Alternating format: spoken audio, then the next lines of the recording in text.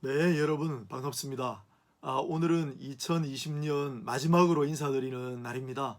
이제 다음 강의는 대망의 새해 2021년에 이제 진행이 되기 때문이죠. 한 해 동안 경청해 주셔서 감사하고 앞으로도 이 하나님 나라의 말씀 학교에 같이 수강생이 되셔서 우리 하나님 말씀의 놀라운 은혜와 비밀을 함께 연구해가는 그런 귀한 동력자가 되어 주시기를 바라고, 이 과정을 밟아 나가는데 조금도 어려움이 없도록 하나님께서 건강과 가정과 모든 것을 책임져 주시고 복과 은혜를 더하여 주시기를 간절히 축복하고 기도합니다.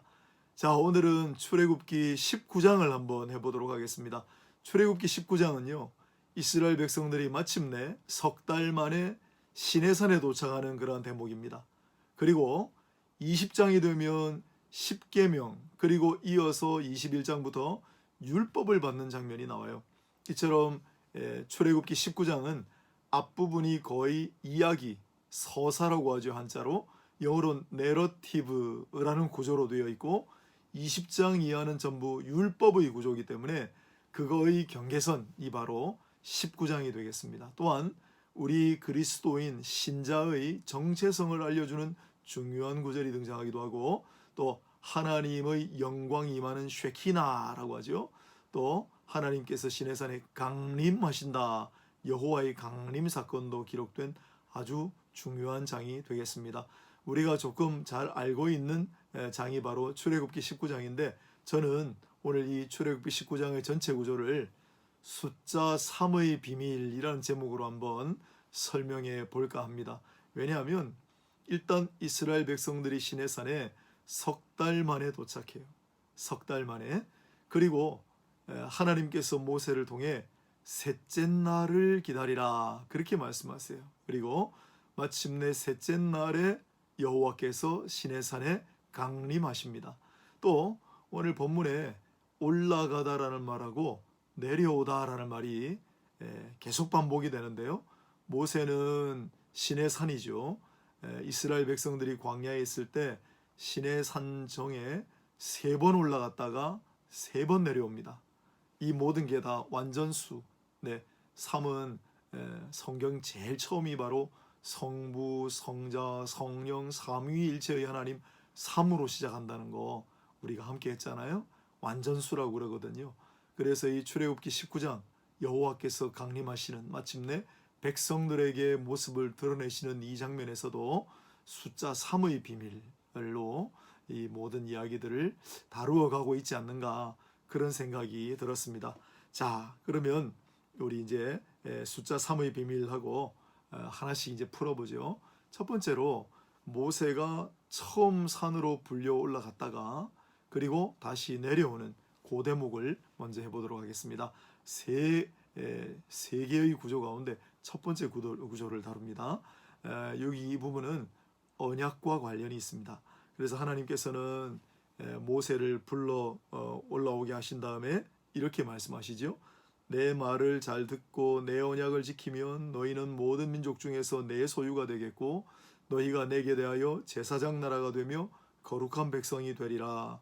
19장 5절로 6절, 너무나 유명한 그런 구절이죠. 먼저 주목할 것은 언약입니다. 그런데 그냥 언약이 아니고 내 언약이라고 하세요. 이건 창세기 17장에 아브라함에게만 하셨던 내 언약이라는 표현을 모세에게 쓰셨습니다. 다시 한번 상기합니다. 언약은 중요하니까. 언약의 정의는 하나님께서 피로 맺으신 주권적인 약정입니다. 자, 어떤 일들이 있었죠? 아내 십보라의 기지로 아들들 할례를 받느라 피를 흘렸죠. 그런 다음에 유월절 사건을 통해 어린 양들의 피를 흘렸습니다. 하지만 아직까지는 좀 불충분한 것 같아요.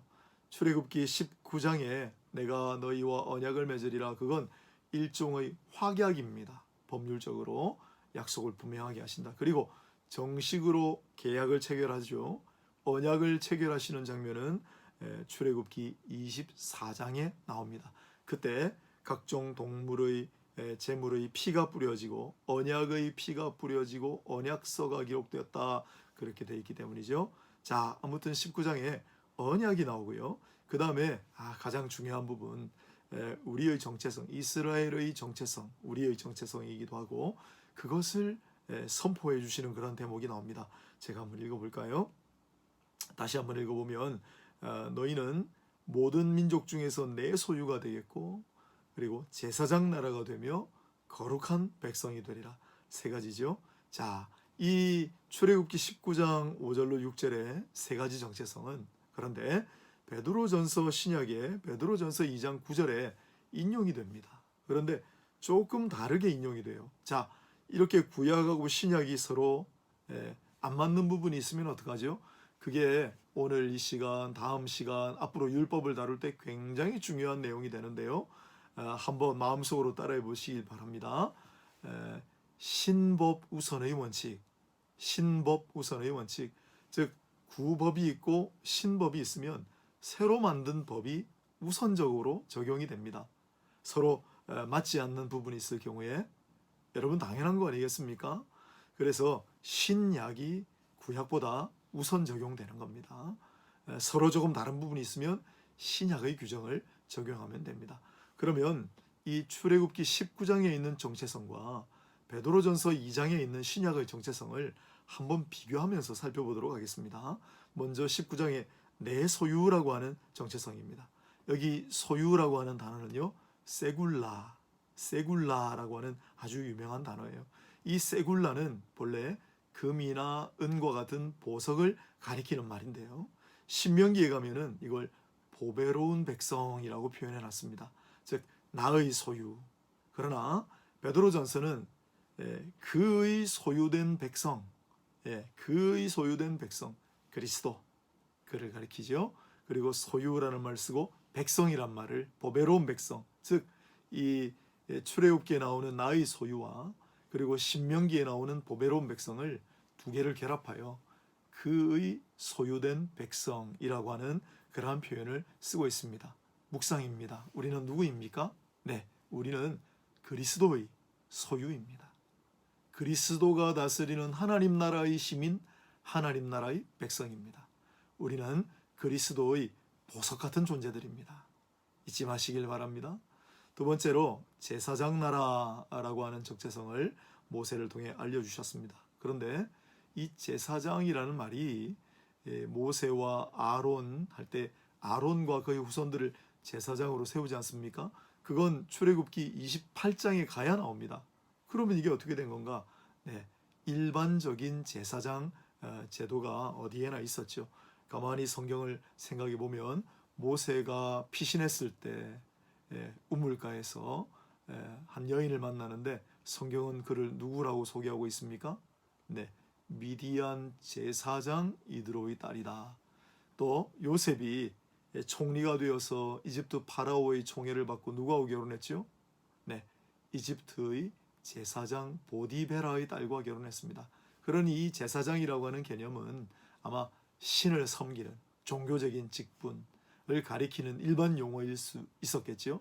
그러나 이제 28장에 가면 아론을 통하여 여호와 하나님을 섬기는 진짜 제사장, 바로 제사장 나라라고 하는 개념은 그러한 진짜 제사장, 참된 제사장이 될 것이다라고 하는 미리 주시는 예언의 말씀이다 라고 봅니다.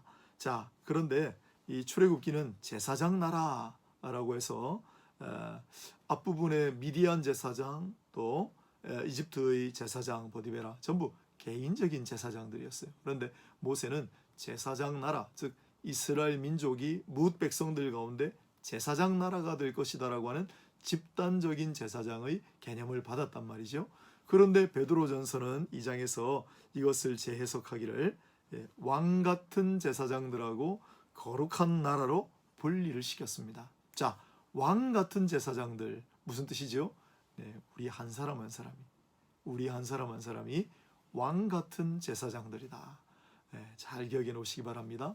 예수님은 삼중직분을 가지셨다 그래요. 그래서 왕, 선지자, 그리고 제사장이죠. 이 삼중직분은 왜 3이라고 합니까? 셋 다 유일하게 기름 부음을 받는 직분이기 때문에 그렇죠.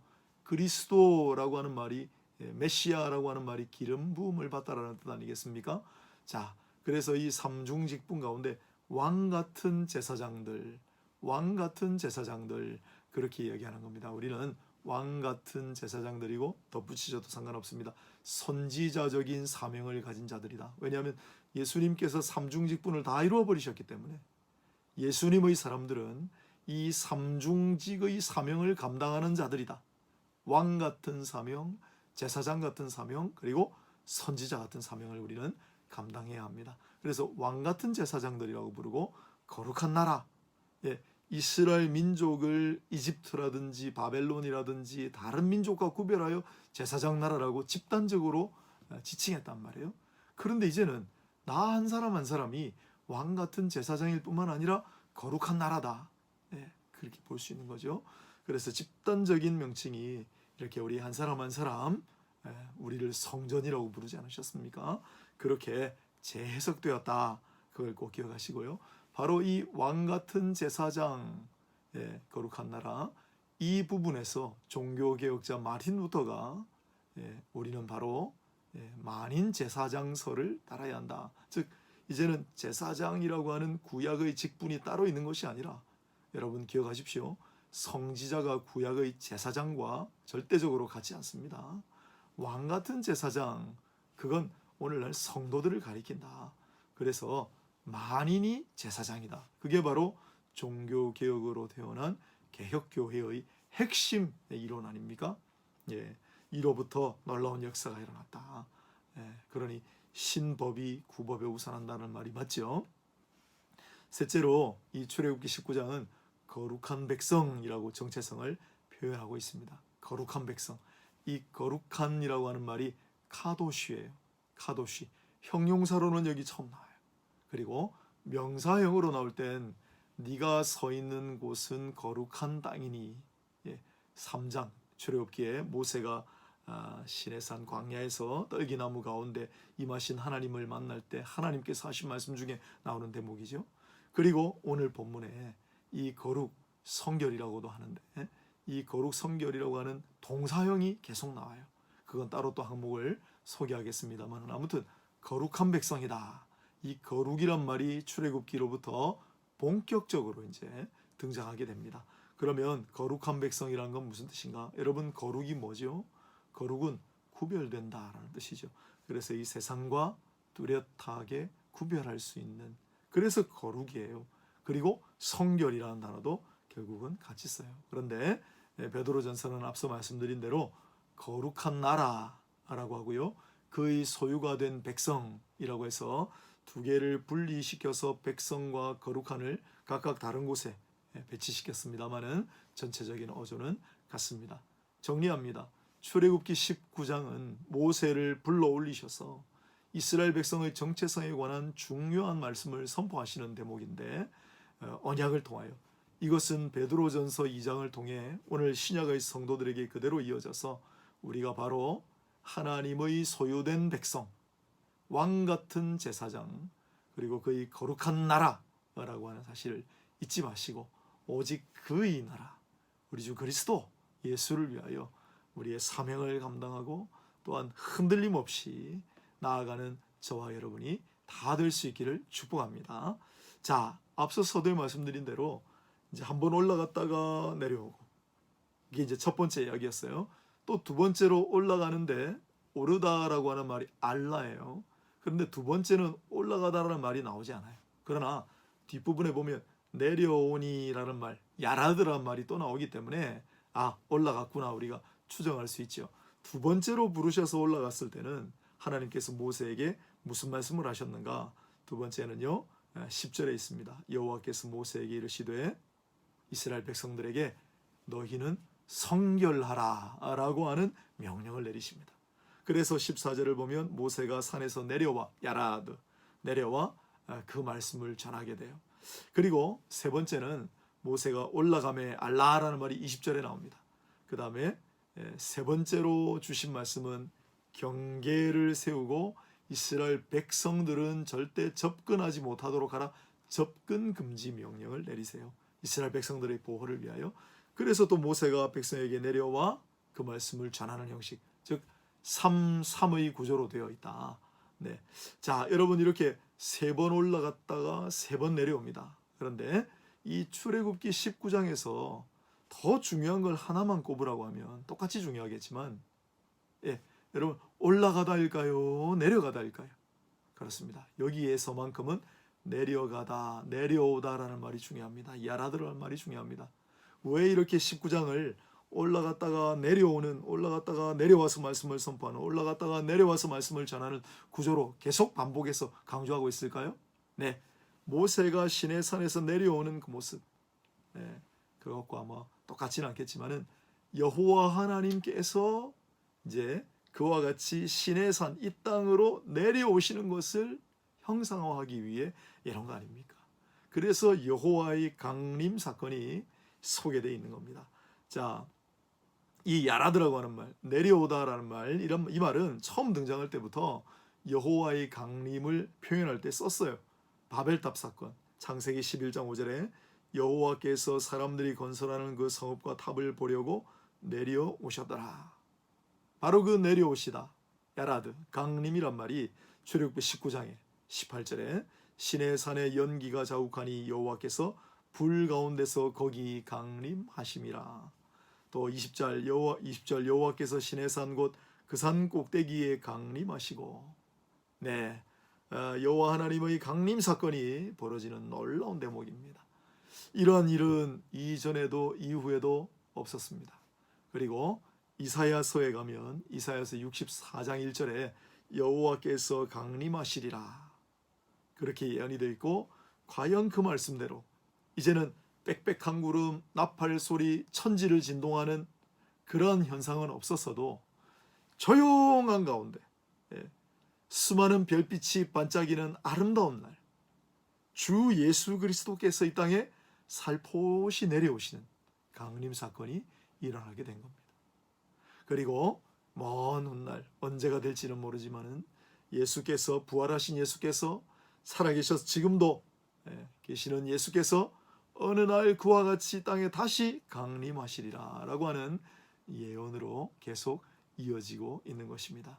이게 올라가다 내려가다, 예수님께서 내려오셨다가 올라가셨다가 다시 내려오시는 그러한 장면을 우리가 잊지 말아야 하겠습니다. 자, 그 다음에 숫자 3의 비밀이라고 했죠. 셋째 날, 하나님께서는 셋째 날을 기다리라 라고 말씀하세요. 두 번째 올라갔을 때요, 말씀하신 대로 그리고 셋째 날에 시내산에 강림하셨습니다. 여러분, 많고 많은 날 중에 왜 셋째 날입니까?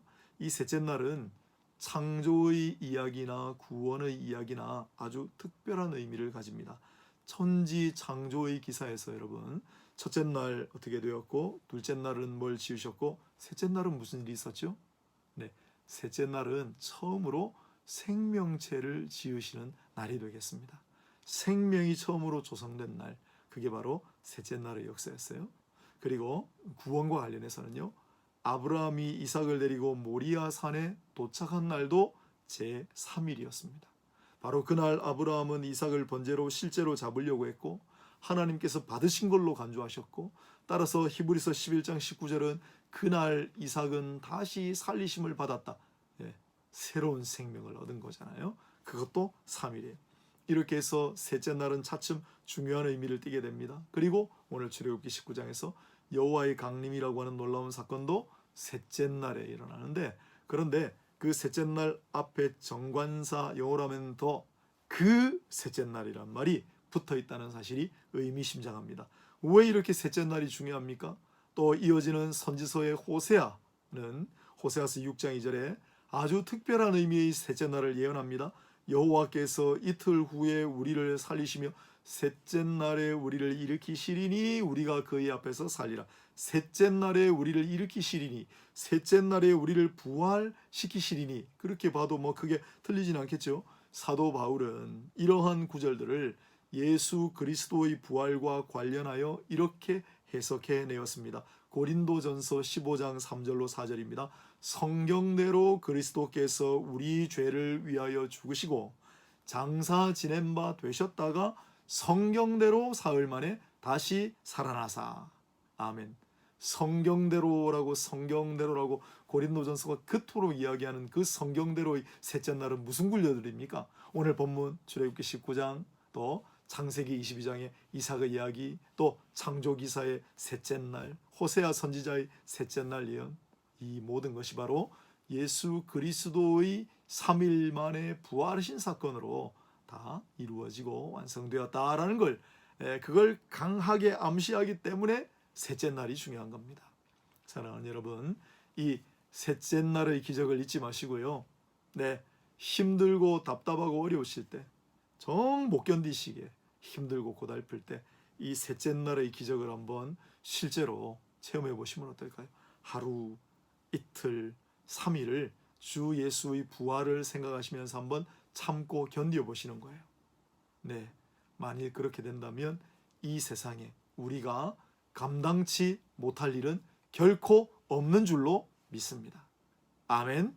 자, 마지막으로 성결의 의미를 한번 또 짚어볼게요. 두 번째 산에 올랐을 때 여호와께서 모세에게 하신 말씀이 성결 명령이라고 아까 말씀드렸습니다. 그들을 성결하게 하며, 또 10절인데 15절에도 백성을 성결하게 하니, 그래서 백성을 성결하게 하라라고 하는 명령이 떨어집니다. 그런데 똑같은 명령이 세 번째 산에 올랐을 때도 똑같은 명령이 되풀이 되는데요. 그 명령은 바로 23절에 있는 산을 거룩하게 하라. 경계를 세워서 아무도 올라오지 못하게 하고 이 산을 거룩하게 하라. 자, 백성을 성결하게 하라. 산을 거룩하게 하라. 백성과 산 대상이 다를 뿐 거룩하게 하라, 성결하게 하라는 같은 단어입니다. 카다쉬. 아까 전에 형용사는 카도쉬라고 했잖아요. 이건 동사 카다쉬. 똑같습니다. 어원은. 그래서 거룩하게 하라, 성결하게 하라. 이 거룩 내지는 성결이라고 하는 개념이 출애굽기에 본격적으로 등장하기 시작한다. 언제부터요?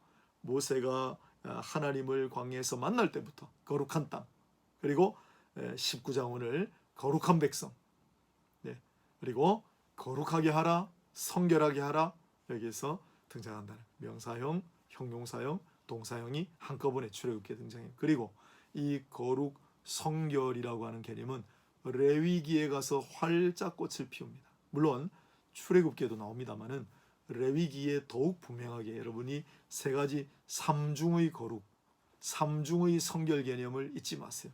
레위기에 나오는 구절들입니다. 첫째 뭐냐? 나는 거룩한 여호와니라. 여호와 카도시. 거룩한 여호와. 나는 거룩한 여호와니라. 둘째, 내가 거룩하니 너희도 거룩하라. 레위기 11장에 먹을 수 있는 음식, 정결하지 못한 음식을 이야기하실 때 내가 거룩하니 너희도 거룩하라라고 하는 놀라운 말씀을 출애굽기에 있는데, 미리 그 거룩의 개념이 있는데 레위기에 더 그게 이제 심화되는 거죠. 세 번째, 나는 너희를 거룩하게 만드는 여호와니라. 여호와 메카듀시켐이라고 하는, 자, 이런 겁니다. 여호와는 거룩하십니다. 하나님 거룩하십니다. 하나님의 백성도 거룩한 백성으로 삼아주셨어요.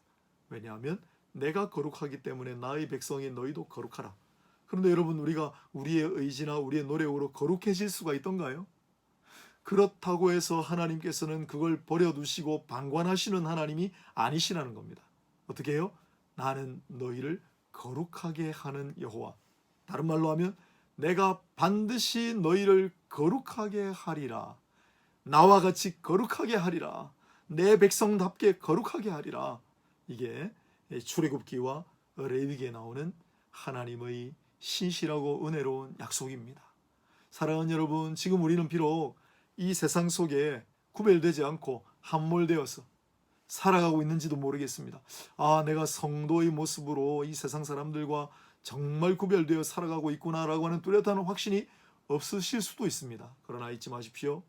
우리의 하나님은 거룩하시고, 또 내가 거룩하니 너희도 거룩하라고 명령하시고, 그냥 버려두지 아니하시고 우리를 반드시 거룩한 백성으로 만드신다라는 사실을 잊지 마시고, 그 하나님의 신실한 은혜의 손길에 저와 여러분의 모든 것을 내어 맡기는 우리가 될 수 있기를 바랍니다. 자, 이 거룩의 개념, 성결의 개념은 레위기에, 물론 출애굽기에 먼저 나옵니다. 왜냐하면 출애굽기 28장에 제사장 직분을 세우는 대목이 나오는데, 제사장은 입는 옷도 특별하고, 그리고 여러 가지 흉패를 찬다든지 이마에도 패차를 차는데 그 이마에 차는 패에 여호와께 성결, 이 제사장은 특별히 더욱 성결해야 합니다. 그래서 성결이라는 말이 나오지만은 그러나 이것은 레위기에서 꽃을 피워서 레위기에 가면 앞부분은 정결례, 제일 앞에 제사에 관한 규정이 나오고요. 그 다음에 정결례, 어떻게 하면 정결할 수 있느냐. 그 다음에 성결한 백성으로 살아가는 것. 그래서 저는 정결과 성결을 나누어 설명합니다. 비슷한 개념이지만은. 그리고 민수기에도 정결 관련된 구정들이 많고요. 신명기에 가면 아예 학자들이 이야기하는 Holiness Code, 즉 성결법 내지는 정결법이라고 부르는 부분이 신명기에 아주 중요한 가운데 부분을 압도적으로 차지하고 있다. 즉 성결 거룩이라고 하는 것은 출애굽기부터 해서 이제 신명기에 이르기까지 아주 중요한 오경의 핵심 개념으로 급부상하게 된다. 그것도 오늘 출애굽기 19장에 나오는 그런 중요한 의미 중에 하나였습니다. 자, 오늘 출애굽기 19장을 정리하겠습니다. 어떻게 해요? 첫째, 출애굽기 19장은 시내산에 석 달 만에 도착한, 그래서 여정의 잠깐 중간 마무리, 서사의 구조가 이제 끝이 나고 뒷부분은 이제 율법의 구조로 이루어져 있다는 거. 그리고 레위기는 그 전체가 율법이요. 민수기는 다시 서사, 사이사이에 율법이 끼어 있고, 신명기는 다시 율법, 사이사이에 서사가 끼어 있는, 이렇게 서사와 율법과 서사가 반복되는 그런 오경의 구조를 확실하게 보여주는 그 경계선상에 있는 것이 출애굽기 19장이다. 그 다음 출애굽기 19장은 삼의 비밀이라고 제가 말씀드렸는데 3번 올라갔다가 3번 내려와요. 그래서 그 3번 올라갈 때마다 각기 다른 명령을 받아옵니다. 자, 너희는 거룩한 백성이야. 네, 제사장 나라야. 이렇게 나의 소유야. 이스라엘의 정체성을 선포하시는 대목이 첫 번째 올라갔다가 받은. 두 번째는 이 백성을 두 번째는 셋째 날을 기다리라. 네, 거룩하게 하라. 성결하게 하라. 그런 걸 또 세 번째에 받았고요. 그래서 올라갈 때 내려갈 때마다 명령들을 새롭게 받고, 그러나 무엇보다 중요한 것은 이 내려오다라고 하는 야라드라고 하는 말은 출애굽기 19장의 여호와의 강림을 설명하기 위하여 이렇게 아주 의도적으로 또한 문학적으로 아름답고 적절하게 배치된 그러한 구조다라는 걸 잊지 마시고, 그 다음에 마지막으로 올라갔다 내려올 때 성결이라고 하는 개념을 또 받았다라고 말씀드렸습니다. 그래서 백성을 성결하게 하라 뿐만 아니라 이 산을 성결하게 거룩하게 하라. 거룩과 성결, 이 거룩과 성결, 카다시, 카도시, 코데시라고 하는 이 말은 이제 앞으로 레위기, 민수기, 신명기에 걸쳐 아주 중요한 개념으로, 그래서 삼중의 개념, 나는 거룩한 여호와니라, 내가 거룩하니 너희도 거룩하라, 그리고 나는 너희를 거룩하게 만드는 여호와니라, 이 말씀에 담긴 신묘한 은혜의 도리를 깨달아 오늘도 어려운 시대를, 또 이 세상 속에서 힘겨워하며 살아가고 있는, 또 가끔씩 가다가 내가 정말 성도인가 정체성을 헷갈려 하시는 모두가 이 하나님의 굳건한 말씀, 강림하시면서 강하게 선포하는 이 말씀을 우리 마음에 굳게 새기고 담대하게 하루하루를 살아가시기를 주 예수의 이름으로 축복하고 축원합니다. 감사합니다. 해피 뉴 이어.